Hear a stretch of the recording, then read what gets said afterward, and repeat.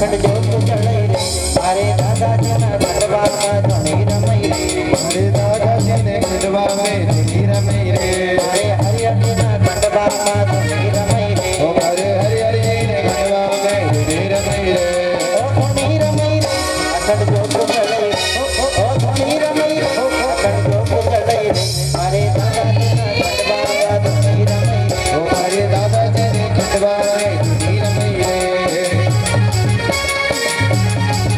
जय हो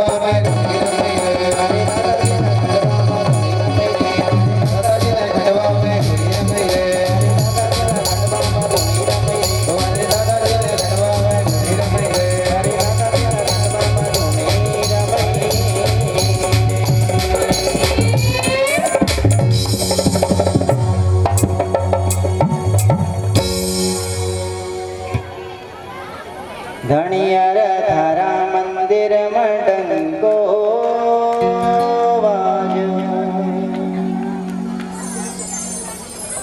धाप्या की नहीं अभी नहीं धाप्या अभी 2 और 3 दिन बाकी है। तो भगवान भी कभी कभी योग देता है भगवान की भक्ति करने का, है कि नहीं? हमेशा थोड़ी ना मिलता है। और जब किसी भक्त को ये चस्का लग जाता है तो उसका तो आनंद ही कुछ और है। आइए बोले बाके बिहारी लाल की जय। सुखदेव भगवान ने राजा परीक्षित से कहा, इस प्रकार राजन, भगवान तो अपने भक्ति के लिए पशु भी बन करके आ जाते हैं और भगवान वह दया का सागर है कि कभी वह पशु के लिए भी आ जाता है। राजन ने कहा, गुरुजी क्या भगवान किसी पशु के लिए भी आए हैं? तो सुखदेव भगवान ने परम पावन कथा सुनाई है। राजा परीक्षित को कहा, राजन एक समय ऐसे ही हुआ, एक पशु के लिए भगवान इस धराधाम पर आए। पशु के लिए, देखो दया का सागर, कितना दया निधान है परमात्मा। एक पशु के लिए इस धराधाम पर आए हैं भगवान। तो राजन ने कहा, गुरुवर वो कथा सुनाइए। तो आप भी बड़े ध्यान से सुनिए। देखिए बहुत प्यारी कथा, बड़ी मार्मिक कथा है ये समझ लेना कि किसी पशु की कथा नहीं है, साक्षात समझ लेना एक जीव की कथा है, हमारी कथा है, ऐसा समझ लेना। ये समझ करके श्रवण करें। कहीं ना कहीं यह जो प्रसंग हम श्रवण कर रहे हैं, राजा परीक्षित को भगवान सुना रहे हैं सुखदेव मुनि, कहीं ना कहीं हमारे ज्ञान चक्षु खोलने वाली कथा है। तो बड़े ध्यान से सुनिए कथा। राजन, क्षीर सागर में त्रिकुट पर्वत की तराई में एक बहुत सुंदर सरोवर है, बहुत सुंदर सरोवर। सरोवर में सूक्ष्म जल है और इसी सरोवर की कुछ ही दूरी पर एक गजेंद्र अपने बहुत बड़े परिकर के साथ में रहता है, बहुत बड़ा परिवार है उसका। तो नित्य प्रति वह गजेंद्र अपने सारे परिवार के साथ में सरोवर में जल पीने के लिए जाते हैं, स्नान करने के लिए जाते हैं नित्य प्रति।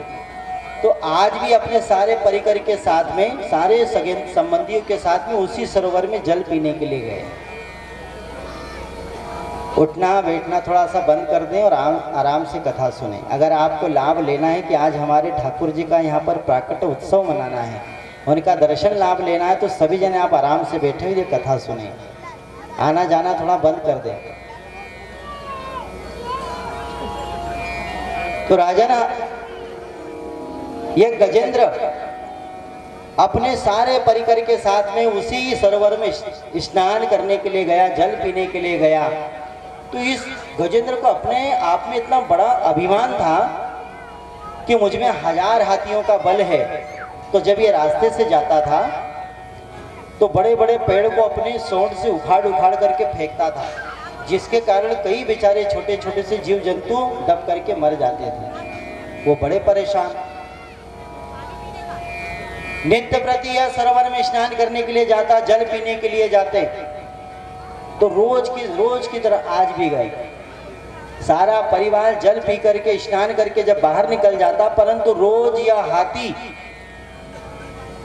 अपने अभिमान में मदान्ध होकर के और उसी सरोवर में अपने पांव हिलाता। अब कंचन कांच जैसा जल इसके पांव हिलाने के कारण हमेशा रोज धूमिल हो जाता। अब जब धूमिल होता तो उसी सरोवर में जल के कुछ जीव जंतु भी रहते थे, बेचारे बड़े परेशान। किसी में इतना बल नहीं कि गजेंद्र के समक्ष बोल पाए, परंतु उसी सरोवर में ग्राह रहता था, एक मगरमच्छ रहता था बहुत बड़ा। उसने सोचा कि रोज यहाँ पर आता है जल पीने के लिए, जल पीता है, स्नान करता है, भाई हम कुछ नहीं बोलते, इसका क्या मतलब? अगर कोई बार बार गलती करे उसे ना बोला जाए तो वह सहन करना भी दोष माना गया है। तो ग्रह ने सोचा कि आज मैं इसको सबक सिखलाऊंगा। तो जैसे ही आज गजेंद्र आया, सारा परिवार जल से तृप्त हो गया, अपनी प्यास बुझाई, स्नान किया, सारे लोग वापस चले गए। परंतु यह अपने बल में मदान्ध होकर के उस सरोवर में जल पीने के बाद में जल क्रीड़ा करने लगा, पांव को हिलाने लगा। हाथी का पांव बड़ा, जल को जैसे हिलाया तो नीचे की मिट्टी ऊपर आ गई, सारा जल धूमिल हो गया। ग्रह ने कहा आज इसको मैं सबक सिखलाऊंगा। जल में धीरे धीरे नीचे नीचे वह ग्रह आया और आकर के गजेंद्र का पांव पकड़ लिया। बड़े बड़े दांतों से पांव को ऐसा कस के पकड़ा कि अब पांव छोड़ने का नाम नहीं ले रहा है। गजेंद्र ने कहा कि मूर्ख कौन है जो मेरे पांव को पकड़ा हुआ है? अरे इसे पता नहीं कि ये मेरा पांव है, मुझ में 1000 हाथियों का बल है, पल भर में खींच करके बाहर फेंक दूंगा।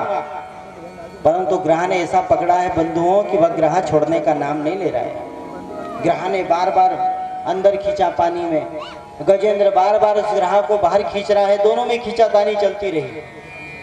काफी देर हो गई, खींचातानी चलती रही। गजेंद्र का सारा बल क्षीण हो गया, शून्य हो गया। उस ग्रह ने गजेंद्र को अंदर खींच लिया। उसने आवाज लगाई अपने परिवार को, रे भैया यह ग्रह मुझे अंदर जल में खींच रहा है, आओ आओ मेरी सहायता करो, मेरा सहयोग करो। अपने बाल बच्चे, पत्नी, काका, बाबा, दादा, नाना सबको बुलाया। सबके सब आ गए बंधुओं। सबके सब ने आकर के अपने अपने पूंछ पकड़ी, किसी ने उनकी सोंड पकड़ी। एक दूसरे के बल के द्वारा उस गजेंद्र को जब सरोवर से बाहर खींचना चाहा, परंतु उस ग्रह ने सारे परिवार को ही खींच लिया। सारे परिवार ने सोचा हो न हो ये जो ग्रह है ये गजेंद्र से बल में कहीं गुना अधिक बलशाली है। तो सबने विचार किया ये बुढ़ा तो मरेगा, हमको भी लेकर के डूब जाएगा, इसलिए काम करो बुढ़े को यहीं छोड़ो, अपन तो घर चलो। सब लोगों ने गजेंद्र को वहीं छोड़ा। बहुत ध्यान से सुनना कथा, बहुत ध्यान से सुनना, इधर उधर ध्यान मत करना। सत्संग का एक शब्द भी हमारी जिंदगी बना सकता है, ध्यान रखना। सत्संग का शब्द भी हमारी जिंदगी संवार सकता है, इसलिए बड़े ध्यान से सुनना। गजेंद्र को सबने छोड़ा, सारे लोग अपने अपने घर चले गए। अब केवल वह बेचारा उस सरोवर में खड़ा हुआ है। अभिमान था अपने आप पे, अपने बल पर अभिमान था। मुझ में 1000 हाथियों का बल है, परंतु बंधुओं ये जो बल का अभिमान हो, चाहे धन का अभिमान हो, ये कुछ समय तक रहता है, हर समय नहीं रहता है। क्योंकि हर बाप का एक बाप होता है, हर बाप का एक बाप होता है। गजेंद्र को वहीं पर छोड़ दिया। गजेंद्र अब अकेला ही उस सरोवर में है, कोई उसके पास में नहीं है। बार बार ग्राह उसे जल में खींच रहा है। बंधुओं, आज अपनी मृत्यु को अपने समक्ष देख करके आंखों में आंसू आ गए। ये क्या हुआ मेरे साथ में? जिस परिवार के लिए मैंने दिन रात मेहनत करी, आज वो परिवार मुझे छोड़ करके चला गया। जिन बाल बच्चों के लिए मैंने रात दिन मेहनत करी है, जिनके सपने पूरे करने के लिए मैंने खून पसीना बहाया, मैंने धन कमाया, धन अर्जित किया, मैंने उनके लिए संग्रह किया, आज वही के वही मुझे छोड़ के चले गए। जिन पत्नियों के साथ मैंने साथ फेरे लिए, सुख दुख में मैंने हर समय साथ दिया, वो पत्नियां छोड़ के चली गई। आज अपने आप में इतना पश्चाताप उसे हो रहा है कि मैंने हर समय मेरे परिवार को पालन पोषण करने में एक पल की भी, एक क्षण की भी कमी नहीं की है। जिन माता पिता ने मुझे जन्म दिया, आज वो भी मुझे छोड़ करके चले गए। बंधुओं, एक समय के लिए, एक क्षण के लिए उस गजेंद्र की जगह पर अपने आप को रख करके आप देखिए, अपने आप को रख करके एक क्षण के लिए केवल, क्या आप परिवार के मुखिया हैं? आप जब कहीं पर मुसीबत में हैं, जब आपको आपका सारा परिवार छोड़ करके दरकिनार हो जाए, उस वक्त आपका हृदय कैसी स्थिति में होगा? कैसी स्थिति में होगा आपका वो हृदय? आप किस स्थिति में रहेंगे? एक क्षण के लिए देखिए उस गजेंद्र की जगह पर अपने आप को। जिस स्थिति आपकी जैसी हो रही है, वही स्थिति उस गजेंद्र की है। बंधु, इस संसार में कोई अपने वाला होता है जो अपनी आंख खोलता है, दूसरा कभी आपकी आंख नहीं खोलेगा। आपका जो अपना है, आपने जिसको अपना माना है, वही आपकी आंख खोलेगा, दूसरा नहीं खोलेगा। आज आंख खुल गई, आज जान लिया ये संसार क्या है, परिवार क्या है, रिश्ते क्या है, नाते क्या है, संबंधी क्या है, संपत्ति क्या है। आज आंखें खुल गई उसकी। आज अपने हृदय में, अपने मन में बात रख कर कह रहा है कि हे नाती, क्या हो गया मेरे साथ? जितना प्रेम मैंने संसार से किया, संसार वालों से किया, सगे संबंधियों से किया, आज अगर उतना ही प्रेम मैं उस परमात्मा से करता तो आज मेरी यह दशा न होती, आज स्थिति में मैं नहीं खड़ा रहता। बंधु, ये संसार ऐसा ही है। जब तक आज के पास में माल है, रुपया है, पैसा है, तो पराया भी आपको बाप बना लेगा, परंतु आपके पास अगर रुपया पैसा धन नहीं है तो आपका अपना भी आपको लात मार के भगा देगा। यह आज का समय है। ये कथाएं हमारे धर्मशास्त्र हैं जो हमको सतमार्ग हमें रास्ता बता रही है। हम पकड़ते हैं जिसको पकड़ने की कोशिश करते हैं, हाथ से छूटते चले जाता है। रेत की मुट्ठी है यह संसार, जितना रेत को हम पकड़ेंगे अपनी मुट्ठी में वह फिसल जाती है, उसी प्रकार जितना हम इस संसार को पकड़ेंगे ये उतना फिसलता चला जाएगा। आज गजेंद्र रो रहा, अपनी आंखों में आंसू भर करके है। नाथ, ये क्या हो गया? ये भाय भतीजान भोजाई के भाय भतीजान भोजाई, काका बाप न सदाई, स्वार्थ के ये रिश्ते नाते, स्वार्थी की ये सगाई,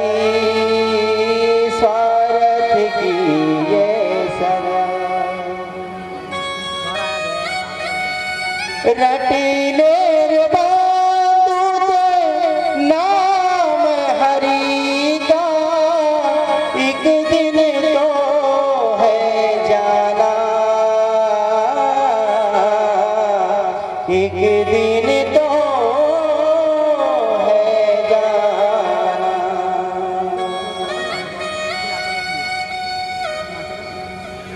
उस परमात्मा को याद कर लो। इसी स्थिति में, इस संसार में आप आवाज लगाओ, किसी को कोई नहीं आएगा, परंतु एक बार विश्वास से आवाज लगाना, वह ठोकर, वह गोविंद आपके लिए दौड़ करके आएगा।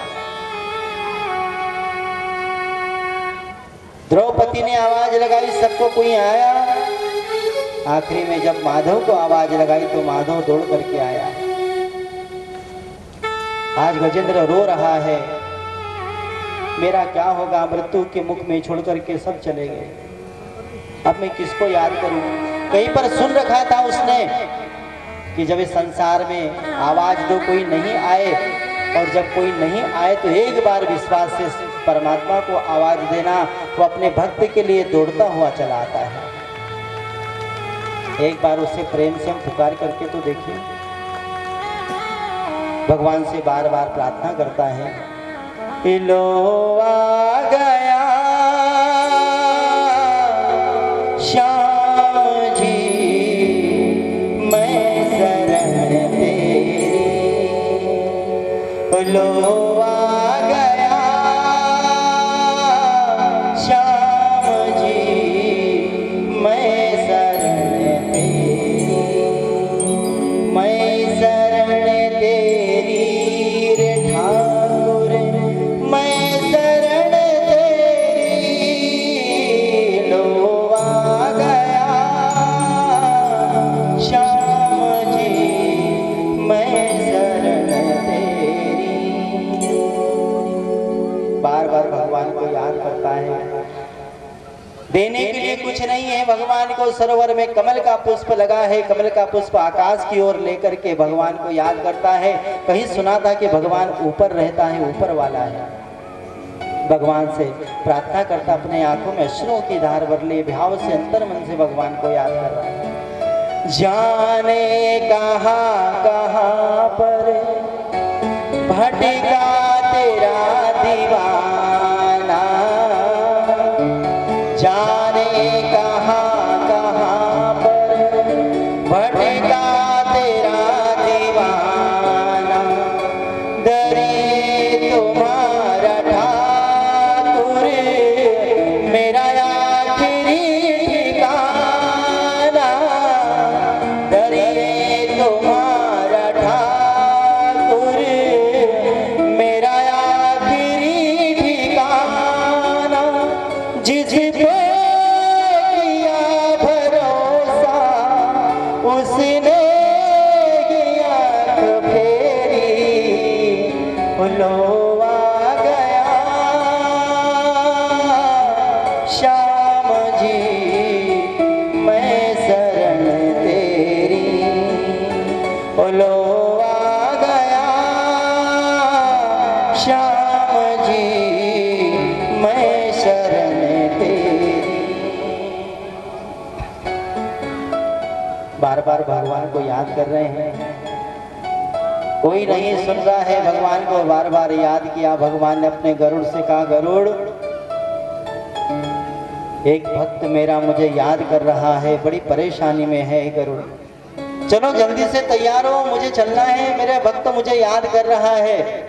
कभी भगवान को याद नहीं किया, कभी भगवान को ध्यान नहीं किया, कभी भगवान का भजन नहीं किया, परंतु देखो जब मुसीबत आई तो भगवान याद आया। भगवान ये कहते हैं, चाहे किसी भी स्थिति में मुझे एक बार बुला करके देखो, एक बार भी याद करके देखो, भगवान दौड़ करके आते हैं। भगवान कहाँ नहीं गए हैं, बस कहीं ना कहीं उनकी कृपा पाने के लिए हम सक्षम नहीं हैं। वो पशु है, गजेंद्र एक पशु है, हम तो फिर भी इंसान हैं। जब पशु के लिए भगवान आ सकते हैं तो हमारे लिए क्यों नहीं आएगा। भगवान ने गरुड़ से कहा, चलो गरुड़। भगवान ने गरुड़ पर आरूढ़ होकर के आए। गजेंद्र के समक्ष आए। जैसे ही गजेंद्र ने देखा तो कमल का पुष्प भगवान के चरणों में अर्पित कर दिया। हे नाथ, अब मैं कमल के पुष्प के समान हो गया हूँ। भगवान कहते हैं, मैंने भी तुझे स्वीकार किया।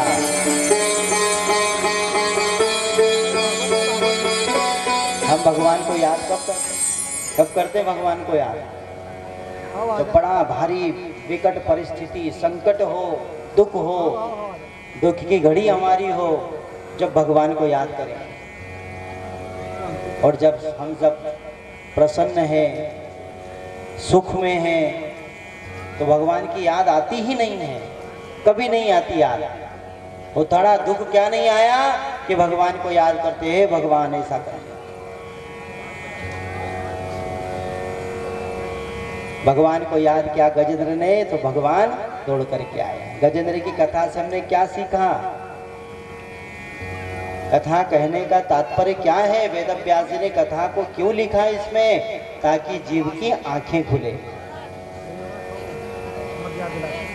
ये संसार में सगे संबंधी, धन, वैभव, ऐश्वर्य, अपने पराये सब कुछ दिख जाता है। इसलिए गजेंद्र की कथा को सुनकर के हम ये सीखे, वो सरोवर था वैसी सरोवर यह संसार है। वहां पर एक ग्रह बैठा था काल के रूप में, गजेंद्र का पांव दबोच लिया। यहाँ पर भी एक ग्रह बैठा है जिसे हम काल कहते हैं, मृत्यु कहते हैं। गजेंद्र कौन है? बोले हम स्वयं। हम संसार के भोगों में लिप्त हो जाते हैं और जब हमें अभिमान हो जाता है कि अरे हमारा कौन क्या करेगा, क्या करेगा, अरे मृत्यु भी आएगी तो देख लेंगे, अभिमान हो जाता है हमें।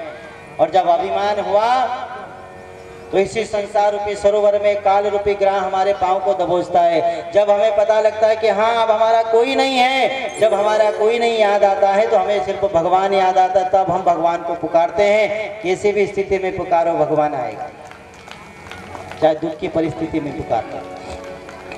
इसलिए बंधुओं, संसार में जब व्यक्ति जन्म लेता है तो जन्म लेते से उसके 3 मित्र बन जाते हैं। जन्म लेते ही 3 मित्र बन जाते हैं उसके। हम किसी को बनाए न बनाए, हमारी इच्छा न इच्छा हो, बिना इच्छा के भी आपके 3 मित्र बन जाते हैं। सबसे पहला मित्र, और ध्यान रखना जीवन में हम मित्र कैसा चाहेंगे?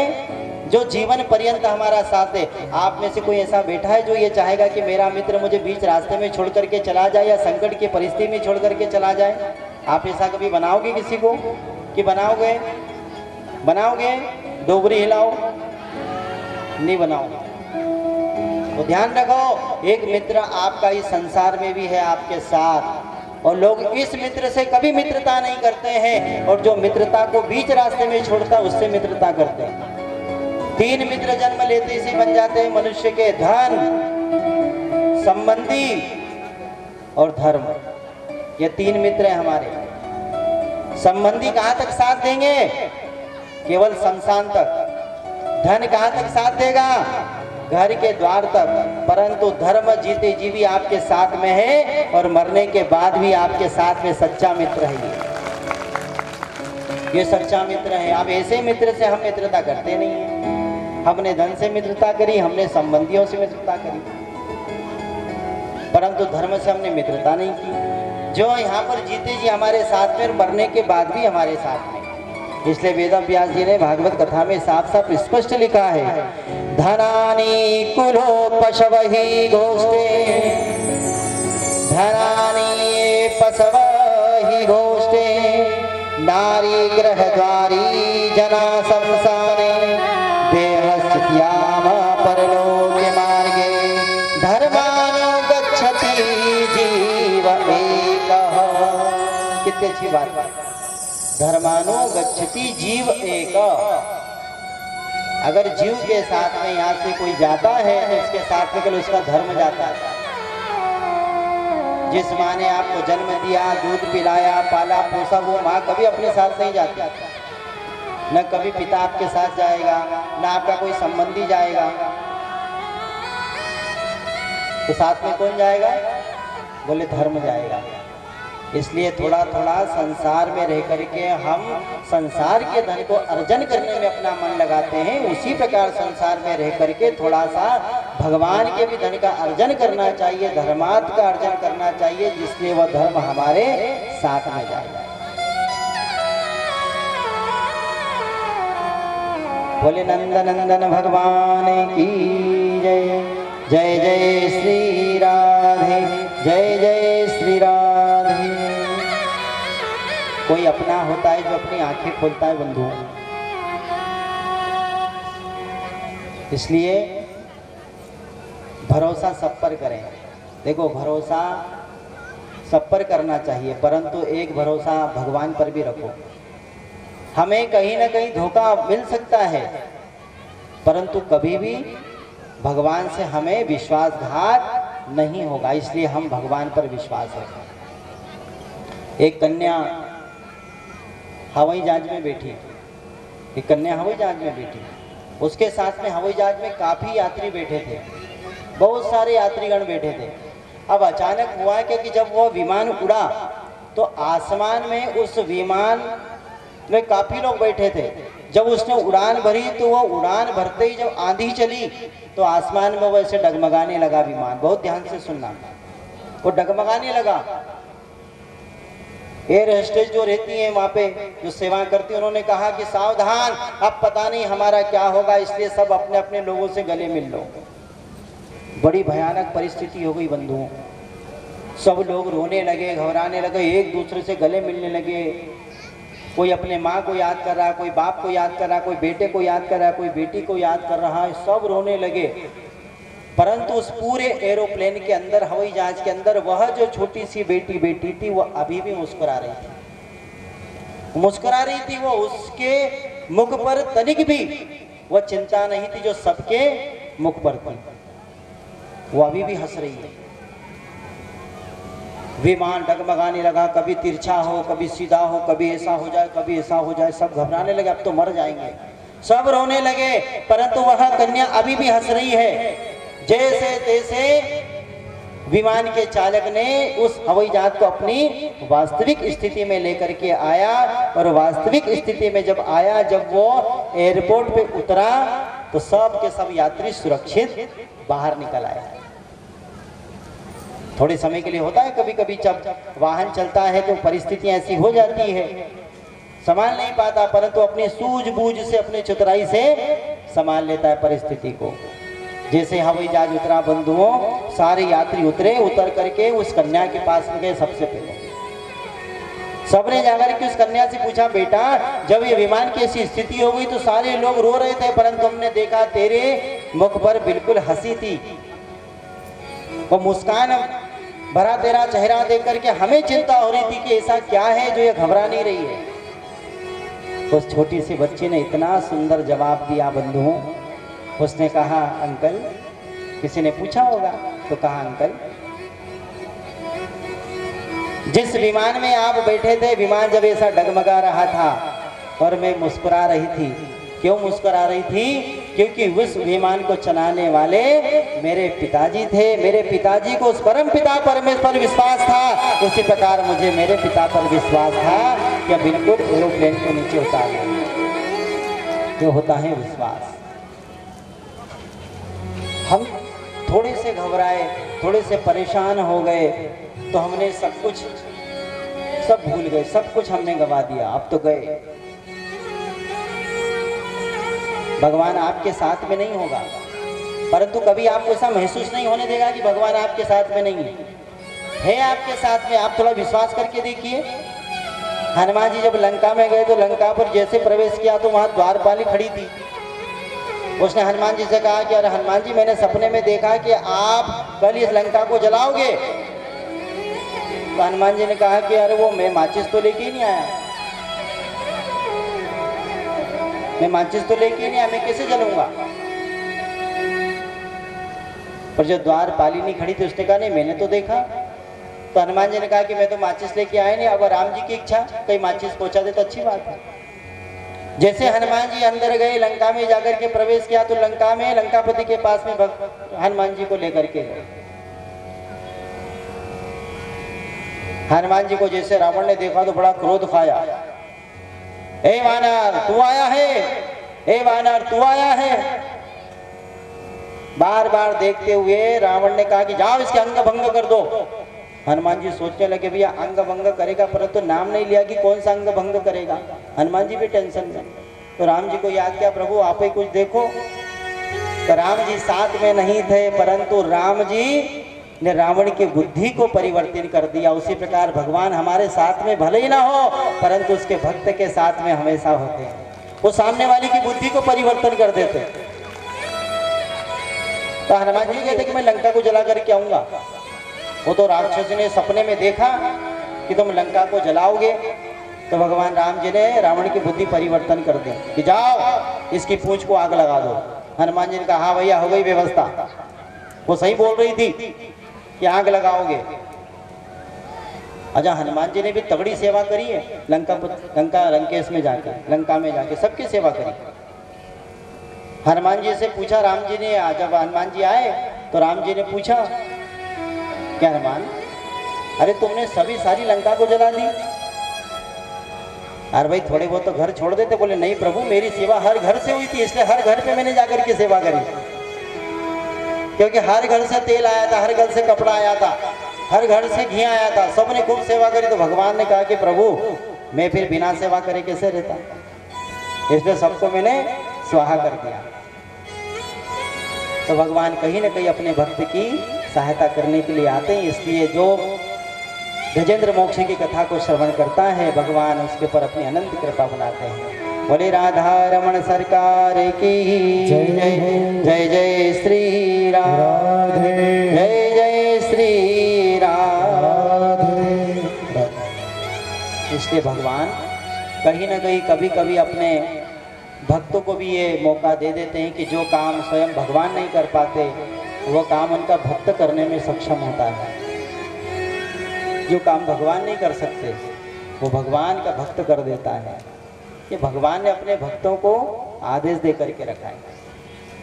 एक बूढ़ा अपने घर में बैठा था, उसकी पत्नी ने कहा, स्वामी हमारे गांव के पास में बहुत बड़ा मेला लगा है तो हमको चलना चाहिए।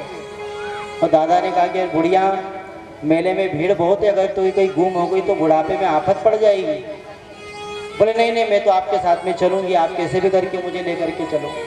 अब दादा ने हाथ पकड़ लिया, समझा दिया, देख हाथ मत छोड़ना, बुढ़िया ने तो गुम हो जाएगी तू। फिर भी गए दोनों जने मेले में बड़ा अच्छा भ्रमण किया, खूब घूमे, खूब आनंद लिया। अब जैसे अपने घर आ रहे थे तो अचानक भीड़ इतनी ज्यादा हो गई कि दादा का हाथ वो डोकरिया से छूट गया। अब जैसे डोकरी से हाथ छूटा तो डोकरी गुम हो गई, खो गई डोकरी। अब दादा बड़ा परेशान के घर जाऊंगा तो छोरा बहू चिल्लाएंगे डोकरी कहाँ छोड़ के आया बुढ़ापे में। अब बड़ा परेशान, बड़ी चिंता में हो गया। मुख मलिन करके राम जी के मंदिर में गया कि चलो राम जी के मंदिर में भगवान से प्रार्थना करें। राम जी के मंदिर में जाकर के भगवान से प्रार्थना करी, प्रभु मेरी पत्नी गुम हो गई, मेरी पत्नी गुम हो गई, कुछ करो प्रभु। राम मंदिर के पुजारी जी ने कहा एक काम करो दादा, तुम्हारी पत्नी मिल जाएगी, एक काम करो 1 किलो देसी घी के लड्डू राम जी के मंदिर में ला करके चढ़ा दो, तुम्हारी पत्नी तुम्हें मिल जाएगी। बोले क्या बात करते हो महाराज जी, सही बात है। बोले बिल्कुल 1 किलो लड्डू यहाँ पर आकर के चढ़ाओ, तुम्हारी पत्नी तुम्हें मिल जाएगी। और भैया दादा घर गया, जैसे तैसे छोरे बहू की चुपके से 1 किलो घी के लड्डू बनाए और इसे स्वादिष्ट लड्डू बनाए, लेकर के अपने हाथ में राम जी के मंदिर जा रहा था। जैसे राम जी के मंदिर जा रहा था तो बीच में हनुमान जी का मंदिर भी पड़ा। तो हनुमान जी सोचा कि हनुमान जी का भी थोड़ा सा दर्शन कर लो, तो हनुमान जी के मंदिर में लड्डू लेकर के गया। अब पुजारी जी पूजा कर रहे थे, पुजारी जी ने पूछा दादा क्या हुआ, बड़े उदास लग रहे हो और ये हाथ में क्या है? बोले पुजारी जी 1 किलो लड्डू है। बोले कहाँ लेके जा रहे हो? बोले क्या वो तो पुजारी जी हम पति और पत्नी दोनों मेले में घूमने के लिए आए थे, तो बुढ़िया का हाथ छूट गया, गुम हो गई। तो राम मंदिर वाले पंडित जी ने कहा है कि 1 किलो देसी घी के लड्डू राम जी को चढ़ाओ, तुम्हारी पत्नी मिल जाएगी। तो हनुमान मंदिर वाले पुजारी जी ने कहा कि अरे दादा, जो राम जी अपनी पत्नी को नहीं ढूंढ पाए, तेरी पत्नी को क्या ढूंढेंगे? इसलिए काम कर 1 किलो लड्डू हनुमान जी के चरणों में चढ़ा दे, क्योंकि हनुमान जी ही वो थे जो राम जी की पत्नी का पता लगा करके लाए थे, तेरी पत्नी का भी पता लगाया। तो चरणों में चढ़ा दिए लड्डू और प्रणाम कर लिया। हे हनुमान जी दादा, आपने राम जी की पत्नी को ढूंढ करके लाए, मैंने केवल सुना था, परंतु आज को जैसा हमको सत्य दिखला भी दो। जब आप मंदिर में जाते हो भगवान का पाँव पड़ते हो ना, और फिर परिक्रमा भी लेते हो कि नहीं? तो हनुमान जी को लड्डू चढ़ा करके जैसे ही पुजारी जी ने कहा जाओ जरा परिक्रमा भी लगा लो भगवान की, हनुमान जी सब संकट को दूर करने वाले। दादा जैसे परिक्रमा लगाने गया तो डोकरी पाछड़ी बैठी थी, पाछड़ी बैठी थी डोकरी। जब दादा को विश्वास हुआ, हनुमान जी के चरणों में बार बार दंडवत करने लगा, प्रभु मैंने केवल सुना था आज तक कि आपने राम जी की पत्नी का पता लगा करके लाए, परंतु आज मैंने यह सत्य देख लिया, हनुमान जी सबकी पत्नी का पता लगा करके लाए। ये अधिकार है भगवान ने अधिकार दिया है अपने भक्तों को, इसलिए राम जी हमेशा हनुमान के प्रिय रहते हैं। और ऐसे रंग में रंगे हैं हनुमान जी के, राम जी के रंग में ऐसे रंगे हैं हनुमान जी कि राम जी ने भी कभी अपने हनुमान को नहीं छोड़ा। ये भक्ति के रंगे रंग में हनुमान नजर आए। ऐसा देखो, भक्त को रंग अगर चढ़े जीवन में तो ऐसा रंग चढ़ाओ।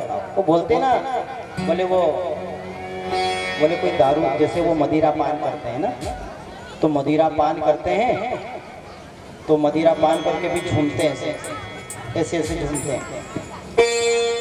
तो मदिरा दो प्रकार की होती है, नशा, देखो नशा करना चाहिए, नशा करना चाहिए, पर कैसा करना चाहिए? अरे ऐसा नशा किस काम का जो शाम को करे सुबह उतर जाए। अरे भाई नशा ऐसा करो जो जीवन भर रहे, तो आनंद है। अरे फलों से बनी क्या पीता है, फलों से बनी क्या पीता है, शाम को पिएगा सुबह उतर जाएगी। अरे बंदे एक बार तो श्याम नाम की पी ले, तेरी सारी जिंदगानी गुजर जाएगी। तो नशा ऐसा करना चाहिए है, वो नशे से क्या मतलब? इसलिए भगवान से हमें इसी लगन लगाए। ओ भक्ति के रंगे रंग में भगवान नजर आए। ओ चीर दिया सीना, ओ चीर दिया सीना, सिया राम नजर आए। ओ भक्ति के रंगे रंग में हनुमान नजर आए। अपने ऊपर अगर रंग चढ़ाना हो ना, तो ऐसा रंग चढ़ाओ जैसे हनुमान जी ने चढ़ाया। और हनुमान जी ने रंग चढ़ाया तो राम जी ने कभी नहीं छोड़ा उनको। इसलिए भगवान से लगन ऐसी ऐसी मत लगाया करो। कैसी लगन लगाओ? लगन तुमसे लगा बैठे, लगन तुमसे लगा बैठे, जो होगा देखा जाएगा, जो होगा देखा जाएगा। तुम्हें अपना बना बैठे, तुझे अपना बना बैठे, जो होगा देखा जाएगा। आइए सभी जने आनंद के साथ में एक भक्त की भावना है जो भगवान को कह रहा है।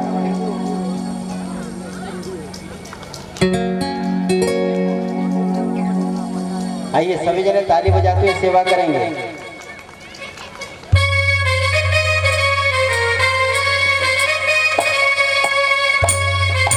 ताली बजाते सभी जने।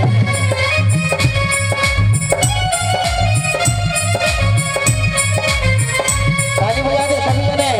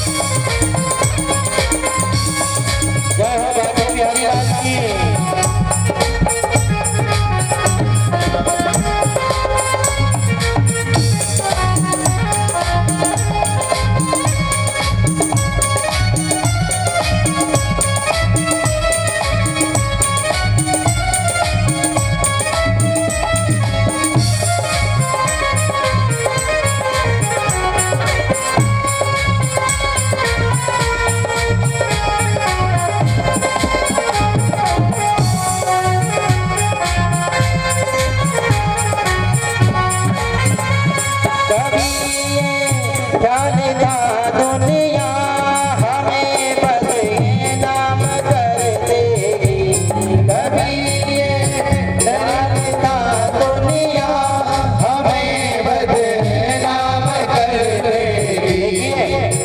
भगवान से जब गोपियों ने प्रेम किया, अनन्य प्रेम किया, तो गोपियों ने सोचा ये दुनिया हमें बदनाम कर देगी, तो बदनाम तो वैसे भी होना है, तो क्यों ना हम श्याम का होकर के बदनाम हो। और दुनिया आपको बदनाम करेगी जब आप भगवान से प्रेम करेंगे, क्योंकि भगवान के भक्त को दुनिया ने एक संज्ञा दी है। तो संज्ञा कौन सी है? बोले पागल है।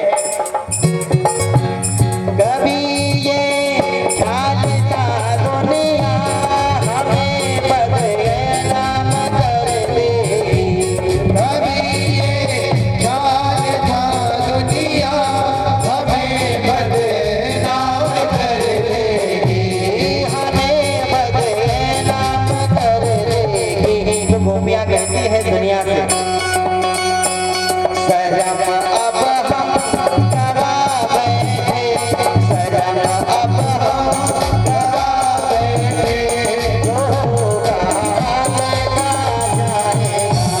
लगन तुमसे लगा बैठे, जो होगा देखा जाएगा। तुम्हें अपना बना बैठे, जो होगा देखा जाएगा।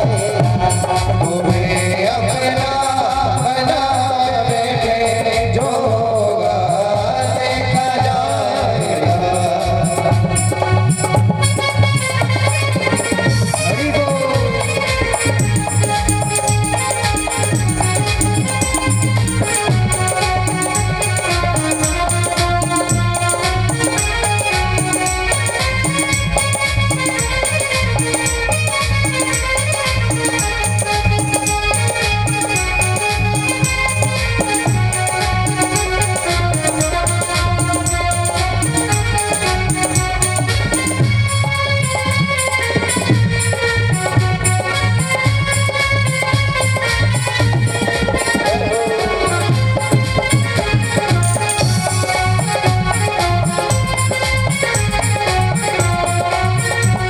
दीवाने बन गए तेरे, ये दुनिया से क्या हमें लेना।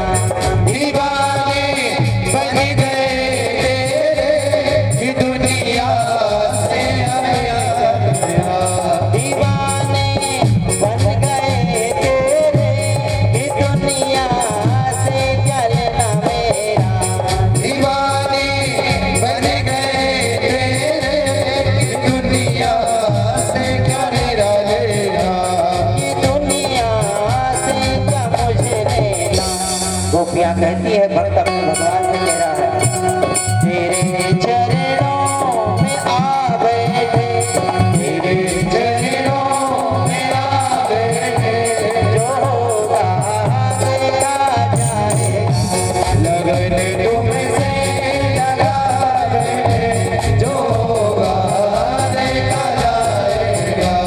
तुम्हें अपना बना बैठे, तुम्हें अपना बना बैठे, जो होगा देखा जाएगा। तुम्हें अपना बना बैठे, जो होगा देखा जाएगा। जो होगा देखा जाएगा। जो होगा देखा जाएगा। जो होगा देखा जाएगा।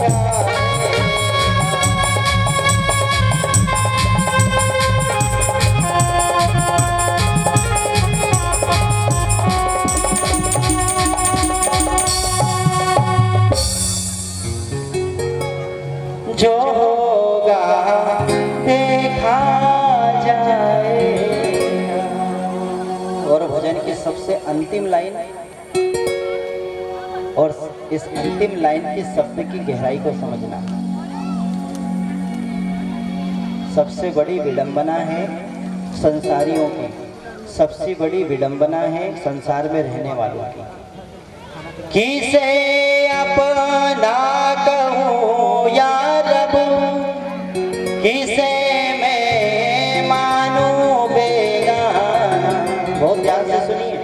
ये सबसे बड़ी विडंबना है सबकी है, कोई इससे चूका नहीं है। सबसे बड़ी विडंबना किसे अपना कहूँ यार, किसे मैं मानू बेगाना, किसे मानू मैं बेगाना। देखो सबसे बड़ी विडंबना है संसार में सबकी। आप किस पर भरोसा कर सकते हैं? किस पर भरोसा करेंगे आप? किसे अपना कहूं और किसे मैं मानूं बेगाना। अरे जो अपने हैं वो कभी कभी अपने भी नहीं बन पाते, परंतु जिससे हमारा दूर दूर तक कोई रिश्ता नहीं है वह भी कभी अपने लिए ऐसा कुछ कर जाता है कि हम जीवन पर्यंत उसको याद रखते हैं। ये होता है सहज प्रेम, सहज निस्वार्थ सहज प्रेम, अहेतु की प्रतिहता। ऐसा भी होता है जो हमारा कुछ भी नहीं, कभी कभी उससे वो भी हमसे इतना प्रेम कर लेता है, हमारे लिए कुछ ऐसा कर जाएगा कि हम सोच भी नहीं सकते। इससे सबसे बड़ी विडंबना है। जैसे हमारे हाथ, ये पोरिया पारे को बिठा दो रे, ये लेगरू कभी नहीं सुधरेंगे। देखो बड़े बड़े नोट कैसे बैठे हैं चुपचाप, वो चिल्लर कभी जेब में तो छम छम बाजे, ये वही है, तो छम छम बड़े बड़े नोट सब बैठे हैं। बड़े बड़े नोट कभी आवाज नहीं करते, ये चिल्लर बहुत आवाज करते हैं। गोखरू जैसे ऐसे चिपकेंगे ना कि निकलते नहीं है, निकालना पड़ेगा जरा। प्रेम ऐसा हो जैसे हमारे हाथ और हमारी आंख। देखो काम करते करते अगर आपकी उंगली कट जाए, काम करते करते आपकी उंगली कट जाए तो आंसू कौन बहाता है? जबकि उंगली का और आंख का दूर दूर तक कोई लेना देना नहीं है।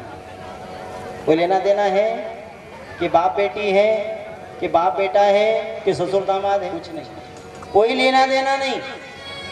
परंतु जैसी उंगली कटी कि आंखों ने आंसू बहाना आरंभ कर दिया, और जब कभी आंखों से आंसू निकले तो यही उंगली उठा करके उसे पहुंचती है। ऐसा क्यों? दोनों से पूछा ऐसा क्यों? बोले हमको नहीं पता। ऐसा क्यों हुआ? बोले हमको नहीं पता। तो ये होता है सहज अहेतु की प्रतिहता, ये होता है सहज प्रेम, सहज भाव, कोई लेना देना नहीं। और कोई अपना है, वो अपना भी कभी में हमें इतना दुख दे जाएगा कि आप सहन करने में असमर्थ बन जाएंगे। और कभी कोई पराया ऐसा हो जो हमें इतना प्रेम कर जाएगा कि हम कभी उसके विषय में सोच भी नहीं सकते। तो ऐसा कौन है? बोले भगवान। हम संसार को प्रेम करते हैं और प्रेम ही चाहते हैं, और भगवान को मीठे पदार्थ का भोग लगाते हैं। जबकि उल्टा हो गया, पदार्थ का भोग लगाना चाहिए संसार वालों को और प्रेम करना चाहिए भगवान को। ऐसा होना चाहिए, परंतु उल्टा हो गया। हम पदार्थ का भोग लगा रहे भगवान को और प्रेम की इच्छा करते संसारी से, संसार वालों से। अच्छा आपके यहाँ पर पंगत कराओ छोरी की, और पंगत में आप कुछ मत दो, गेट पे खड़े बोलना भैया आओ जरा प्रेम खा के जाओ, तो कितने लोग आपके यहाँ पर आएंगे? कोई आएंगे? और दादा महाराज अच्छी खूब पनीर की भी सब्जी बना लो, कभी नमक कम है तो फिर वहाँ बाहर जाके बोलेंगे ऊपर गया तो नमक खाया तो दाल में नमक ही नहीं दो, इतो भी तो बोली देखो। कमी निकालना संसार का काम है, परंतु किसी की कमियों में गुण को निकाल लेना यह केवल ठाकुर का काम है। तुम्हारी कमियों में भी तुम्हारे गुण को जो निकाल ले, जो निखार ले, वो ठाकुर हैं। इसलिए भगवान प्रेम के भूखे हैं और संसार वाले पदार्थ के भूखे हैं। अगर आपके घर कोई आए उसको कुछ भी पूछो मत, ना कोई चाय का पूछो, ना कोई भोजन का पूछो, ना बोला भैया बस प्रेम मिलेगा मेरे यहाँ तो तू ले ले पेट भर के जितना लेना हो। तो मेहमान बोले क्या माथे से रगड़ू तारा प्रेम का, तू तो खाने को दे जब कोई पेट भरेगा। और भगवान के यहाँ केवल प्रेम का भोग लगाना है, वहां पर ये पदार्थ का भोग नहीं चलता। भावना में पूरा भावना हो तो भावना बेकार है, और अगर भाव में पूरी भावना है तो भव से बेड़ा पार है।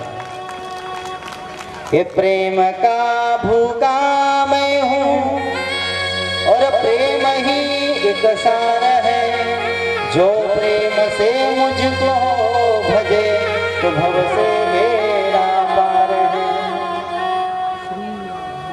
तो भैया भगवान को प्रेम की आवश्यकता है और संसारियों को पदार्थ की आवश्यकता है। तो भक्त के लिए समझने की बात है, इशारा ही काफी होता है भक्त के लिए। तो भगवान की कथा का बोले नंदनंदन भगवान की जय। जय जय श्री राधे,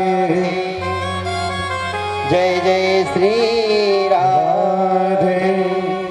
इसलिए भगवान से प्रार्थना करो, प्रभु ये संसार सागरे मग्नम दीनम करुणानिधे कर्म मोह ग्रहीतागम मम उद्धारण भवार्णवा। एक भक्त को ये प्रार्थना करनी चाहिए, संसार सागरे मग्नम, हे प्रभु मैं संसार में इतना मग्न हो गया, संसार सागरे मग्नम दीनम माँ करुणानिधे, आप करुणा के सागर है, आप दीनहीन की रक्षा करने वाले। कर्म मोह ग्रहित आगम, इस संसार में कर्म के उस ग्रह ने ऐसे मुझे दबोच करके रखा है। मम उद्धारण भवार्णवाद, आप इस भव सागर से मेरा उद्धार कीजिए। ऐसे एक भक्त को, एक साधक को भगवान से प्रार्थना करनी चाहिए। बोले राधा रमण सरकार की जय। जय जय श्री राधे, जय जय श्री राधे।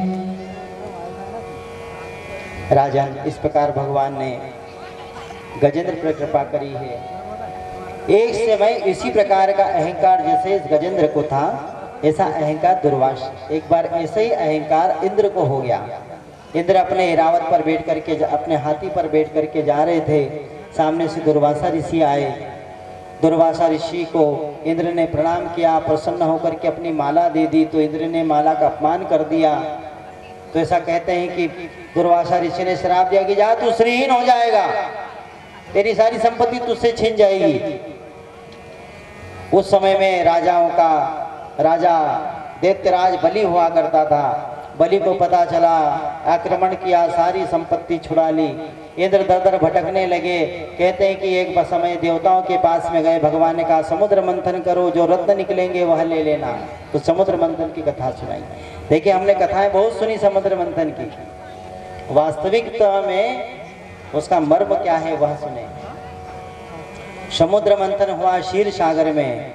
मंदराचल पर्वत को मथनी बनाया, वायु की नाग को रस्सी बनाया, एक तरफ दैत्य हो गए, दूसरी तरफ देवता हो गए। बोले समुद्र मंथन किया तो समुद्र मंथन में से 14 प्रकार के रत्न निकले।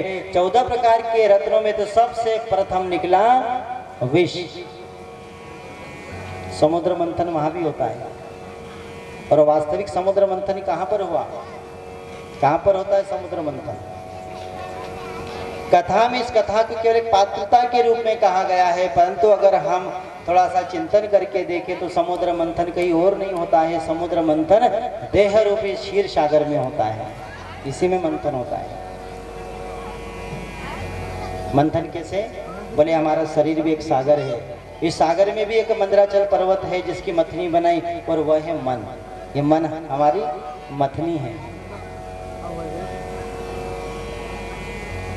सोच, बोले सोच क्या? रस्सी है, वासुकी नाग।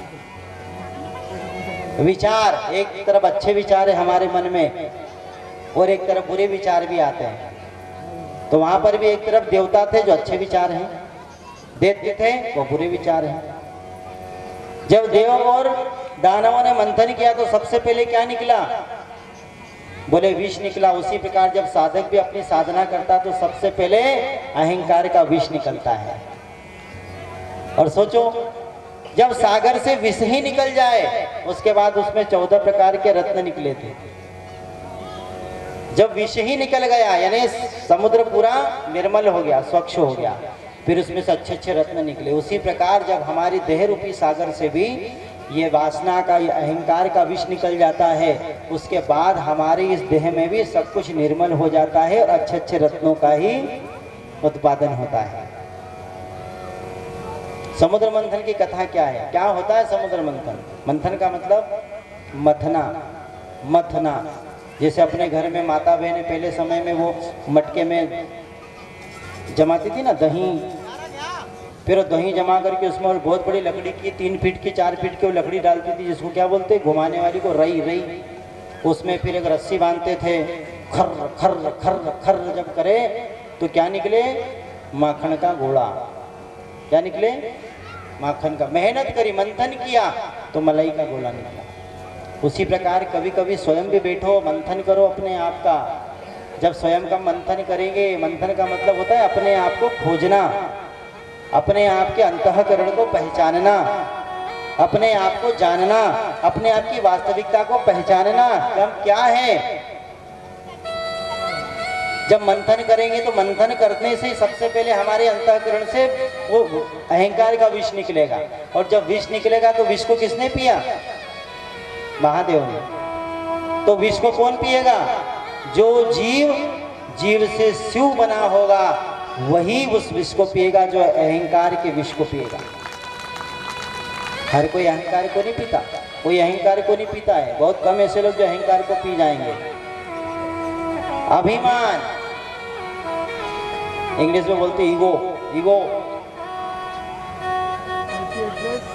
और अपनी देहाती भाषा में घमंड कर रहे हो बहुत ज्यादा। घमंड, अभिमान। जब तक अंतर मन में कठोरता है, जब तक कहाँ कुछ होगा बताइए? कठोरता जब तक हमारे अंतर मन में है, प्रविष्ट है, तो जब तक वह सरलता, वह सहजता हमारे अंतर मन में कहाँ से आएगी? तो टटोलना तो पड़ेगा, कठोरता को निकालना पड़ेगा। तो कठोर क्या है? बोले हमारा मन ये बहुत कठोर है, लोहे से ज्यादा कठोर। तो लोहा जब कठोर हो जाता है, उसको जब आकार देना हो या कोई इसका अस्त्र शस्त्र बनाना हो तो उसके आग में झोंकना पड़ता है। जब वो आग में गया, तल हो गया, तो उस पर हथौड़ा मारा, जैसे हथौड़ा मारा तो आकार बदल दिया। उसी प्रकार ही हमारा मन है, मन को भी अगर हमें मोड़ना है संसार से भगवान की ओर, तो भगवान के सत्संग रूपी अग्नि में जाकर के इसको झोंकना पड़ेगा। जैसे ये लाल हुआ कि विवेक का हथौड़ा ऐसी जोर से मारो कि सीधे संसार से मुड़ करके भगवान में लग जाएगा। और जब तक अभिमान होगा, जब तक हम अहंकारी बने रहेंगे। तो वास्तविक में यही समुद्र मंथन की कथा है। आखिरी में क्या निकला? बोले अमृत निकला। अमृत निकला तो किसने पिया? बोले देवताओं को। देवताओं को क्यों मिला? क्योंकि देवताओं ने भगवान के चरणों का दर्शन किया, इसलिए उनको अमृत मिला। और दैत्यों ने भगवान मोहिनी के मुंह को देखा, इसलिए उनको अमृत नहीं मिला। तो भगवान के चरणों को देखिए। संसार में देखने का बड़ा महत्व है बंधु। देखा उसे जाता है जो देखने का पात्र हो, सबको नहीं देखा जाता, सबको देखा नहीं जाता, सत्पात्र को ही देखा जाता है। भगवान जब मोहिनी बन करके आए, यानी स्त्री बन करके आए, तो भगवान ने संसार में स्त्री को पूजनीय बताया है। भगवान मोहिनी बन करके आए तो देवताओं ने भगवान के चरणों को देखा कि भगवान के चरण कितने अच्छे हैं, भगवान के चरण कितने अच्छे हैं। अब राक्षसों ने कहा कि हम क्या पाँव देखेंगे, हम तो मुंह को देखेंगे, कितनी सुंदर दिख रही है। मानो भगवान कहना चाहते हैं कि जो राक्षस प्रवृत्ति के होते हैं वो हमेशा स्त्री के मुख को देखते हैं, परंतु जो देवता जैसे गुण जिसमें होते हैं वह हमेशा स्त्री के चरणों को देखते हैं। इसलिए भगवान ने कहा कि भारतवर्ष में स्त्री पूजनीय है, स्त्री पूजनीय है। देवताओं ने भगवान का पूजन किया, चरणों का पूजन किया, तो भगवान ने अमृत पिला दिया कि भाई जिसके अंदर सहजता हो, सरलता हो, नम्रता हो, विनम्रता हो, शिष्टाचार हो, जिसकी दृष्टि अच्छी हो, उसी को तो अमृत देना चाहिए। इसलिए भगवान ने देवताओं को अमृत पिलाया और राक्षसों को अमृत नहीं पिलाया। इसलिए कहते हैं देखो अपने देश में जो स्त्री है उसे देवी कहा गया। कैसे? अपने यहाँ पर जब कोई शुक्रवार का अध्यापन, अपने यहाँ जब कोई नवरात्रि का व्रत होता है तो नवरात्रि के व्रत में हम कन्याएं जिमाते हैं। जिमाते हो कि आप लोग भी जिमाते होंगे, है ना?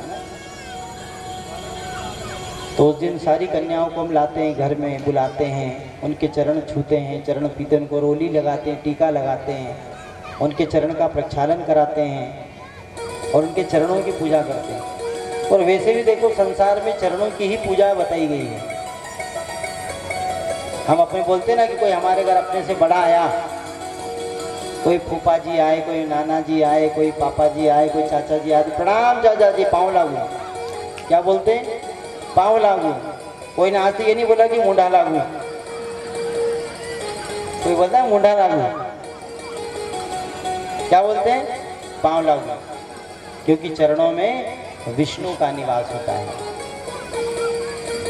जो देवियां रहती हैं, जो मातृ शक्तियां रहती है, इनके चरण पूजनीय होते हैं। इसलिए संसार में देखिए, आप किसी भी देश में चले जाइए, किसी भी देश में, भारत को छोड़ करके, वहाँ पर स्त्री के मुंह को भी देखेंगे तो इतनी अच्छी नहीं दिखेगी जितनी कि अपने हिंदुस्तान की स्त्री के पांव दिखते हैं। इसलिए यहाँ पर चरण पूजे जाते हैं। किसी देश में स्त्री को भोग का साधन कहते हैं, किसी धर्म में स्त्री को बीवी कहते हैं, किसी धर्म में बीवी को बेबी कहते हैं, परंतु भारत ही एक ऐसा देश है जहाँ पर स्त्री को देवी कहते हैं। अन्यथा ऐसा कोई देश नहीं, केवल यहाँ पर। और रामचरितमानस में यह बात को कही गई है। रामचरितमानस में देखो कितना अच्छा प्रसंग आता है। जब रावण लेकर के गया माता सीता को, माता सीता को उठा करके लेकर के गए तो माता सीता ने अपने आभूषण नीचे फेंके, एक पोटनी में बांध करके। सुग्रीव को मिले, राम जी पहुंचे। राम जी ने जब देखा, सुग्रीव ने कहा महाराज देखिए प्रभु, ये किसी महिला ने अपने आभूषण फेंके हैं, आप जान लीजिए कि आपकी सीता के आभूषण है। भगवान तो सीता के विरह में थे, कैसे देखते? लक्ष्मण जी से कहा, लक्ष्मण जरा देखो क्या तुम्हारी भाभी के आभूषण है। लक्ष्मण जी ने वहां पर कहा है बंधुओं कितनी अच्छी बात। जब आभूषणों को देखा, आभूषणों में जब लक्ष्मण ने देखा तो एक समय के लिए आंखें नम हो गई। बोले ना भैया मैं नहीं देख सकता। सुग्रीव से पूछा भैया आप ही बताओ इसमें क्या क्या है। लक्ष्मण जी ने कहा सुग्रीव भैया आप ही बताओ इसमें क्या क्या है। बोले इसमें कान के बाले हैं, नाक की नथनी है, माथे का टीका है, मंगलसूत्र है, माँ के चूड़े हैं, बस ये है। लक्ष्मण से पूछा क्या लक्ष्मण यही तुम्हारी भाभी के आभूषण हैं? लक्ष्मण ने कहा भैया मैं नहीं जानता कि भाभी के लक्ष्मण है, भाभी के आभूषण है। राम जी चिल्ला दिए क्यों रे लक्ष्मण, इतने दिन तक तू रहा तेरी भाभी के साथ में, तू आभूषण नहीं पहचान सकता? जब लक्ष्मण ने कहा प्रभु मैं भाभी के आभूषण जरूर पहचान लेता, परंतु मैंने कभी अपनी भाभी के शकल को नहीं देखा, क्योंकि भाभी माँ समान होती है। मैंने हमेशा उनके चरणों को देखा, अगर बिछिया होती तो शायद मैं बता देता कि ये मेरी भाभी के आभूषण है। ये है हमारे धर्मशास्त्र, ये हमारे धर्मशास्त्रों का ज्ञान। ये कथाएं हम जो सुनते हैं ये कहीं ना कहीं हमें अपना जीवन जीना सिखाती है ना, परिवार में कैसे रहें, क्या होता है एक मनुष्य का जीवन, क्या होता है एक जीव का जीवन। भगवान ने देवताओं का अमृत पान करा दिया, सारे देवता अमर हो गए, दैत्यों पर आक्रमण किया, सबको मार दिया। शुक्राचार्य अपने संजीवनी विद्या से सबको जीवित के ना पुनर्जीवित करके बलि से कहा बलि अगर त्रिलोकी का राज्य पाना चाहते हो तो शतक क्रतु यज्ञ करो। तो शतक क्रतु यज्ञ करने आरंभ किया तो भैया 99 यज्ञ कर लिए, 100वां यज्ञ करने वाले हैं। सो देवता गए भगवान के पास, जाकर के कहा प्रभु अब तो लाज रखो हमारी, नहीं तो सब कुछ लूट जाएगा। जब भगवान ने वामन अवतार लिया था, भादों की द्वादशी तिथि को साक्षात भगवान नारायण वामन बन करके धराधाम पर आए और कहते बलि को 3 पग भूमि का संकल्प लिया और भगवान ने 3 पग भूमि संकल्प में ही नापा। देखो अगर भगवान को अपने यहाँ पर बुलाना हो तो शास्त्रों में एक उपाय बताया है। देखो, भगवान कहीं चल करके नहीं जाता, परंतु बलि की कथा बहुत ध्यान से सुनना। बलि कौन था? दैत्य था। वो भगवान के पास नहीं गया, भगवान उसके यहाँ चल करके आए। और एक बात ध्यान रखना, जो सारे संसार की झोली भरने वाला है, आज वही झोली फैला करके खड़ा है। तो भगवान ऐसे कहाँ जाते हैं? जहाँ पर हमेशा आनंद बरसता है। यानी भगवान को अपने पास में बुलाने का सबसे साधन है केवल यज्ञ करना। हमारे बीच में अभी वामन भगवान की सुंदर झांकी आएगी, सभी लोग दर्शन करना। यह है राजा बलि, इनके यहाँ पर आएंगे 3 पग भूमि मांगने के लिए। बोले वामन भगवान की, राधे कृष्ण भगवान की। त्वं बटुं वामनः दृष्ट्वा मोदमालामभरिषय कर्माणि कार्यामायासु पुरुषकृत प्रजापति। त्वं बटुं वामनं दृष्ट्वा मोदमालामभरिषय कर्माणि कार्यामायासु पुरुषकृत प्रजापति। बैठ जाओ भैया, तुम भी बैठ जाओ। लेकिन की नजर उधर ही है कि प्रसाद कब मिलेगो। बैठ जाओ सभी जने। भगवान वामन का अवतरण लेकर के आए हैं। भगवान कहाँ जाते हैं? ध्यान से सुनिए। सानंद सदना सुतास्य सुधीह कांता प्रिय भाषिणी सुमित्र सगनं स्वयोषितं व्रती चाक्य पदा सेविका। देखो भगवान कहाँ जाते हैं? भगवान वहां जाते हैं जहां पर हमेशा आनंद बरसता है। सानंद आनंद, सानंद आनंद सुतास्य सुधीय कांता प्रिय सुभाषिणी।